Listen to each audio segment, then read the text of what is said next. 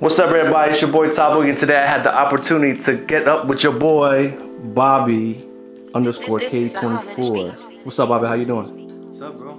So we're gonna kick it off with a couple questions and see if we answer. What kind of car do you own right now? Right now, I have a 1994 Honda Civic DX hatchback. It's a K24 A2 TSX. Stock piston, stock rod, stock crank. Got a Tommy G head port, Skunk 2 Ultra 1 cams, basic header, Skunk 2 Ultra manifolds, 4x4 pistons. That's basically about it. How'd you find the car? I was looking for that color forever. I found one. The dude ended up selling it on me before I could get to it. I wanted it stock. I didn't want nothing else. I didn't want anything anybody touched. So I was going on Craigslist. I was doing my daily civic search, and on the ad was just a picture of the front of the car. Right. You didn't know if it was black or gray. So I hit the guy up. He sends me pictures of the car. The car is fresh. I'm like, does it have any rust? He's like, none whatsoever. So I'm like, all right, I'm gonna come check it out this week. I went over there in Jamaica, Queens. There was a kid, 16-year-old kid. He had just bought it. He had it shipped over from California. He didn't tell me this. It was until he showed me the Carfax, and the last oil change was at a dealer in California, probably like 3 months before I bought it. And then once I seen that, I was like, all right, I'm buying the car. I've known you for about 6-7 years probably, I would say, or maybe like 5-6 years ago. You had a blue hatchback that was probably shocking the world. It was pretty much a stock block K24 running 10.4s.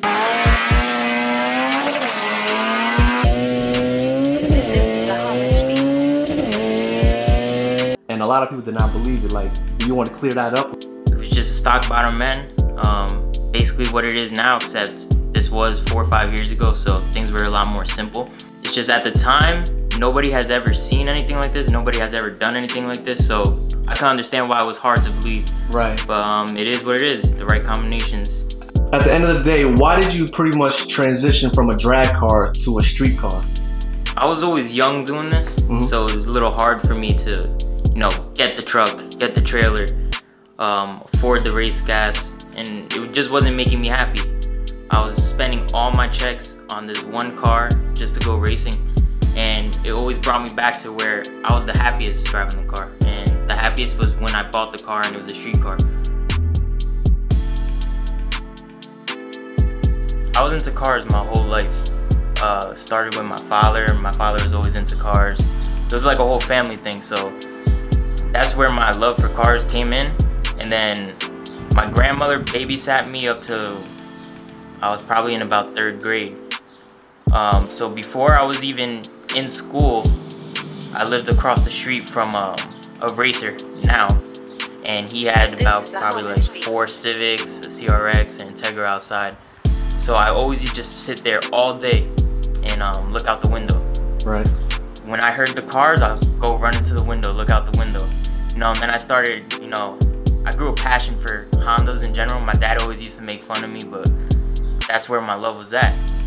I started getting little toys. I had a little toy Integra Type R. I used to mess with those, and then I started getting bigger little Civics, taking a K-swap out of a RSX and putting it in my model Civic.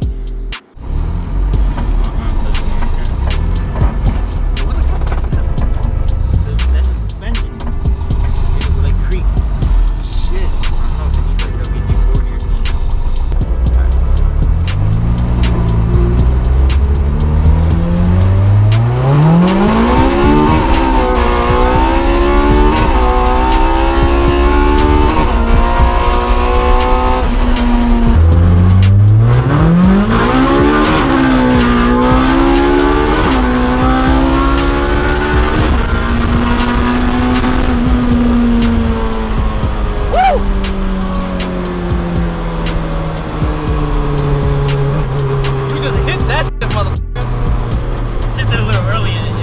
Damn, that felt good, yo. Yo, Sola told me my rev limiter was at, I think, 93. Yeah. My limiter was, I was taking it at 95, and it still sounds too early. I like the way it sounds. It sounds better.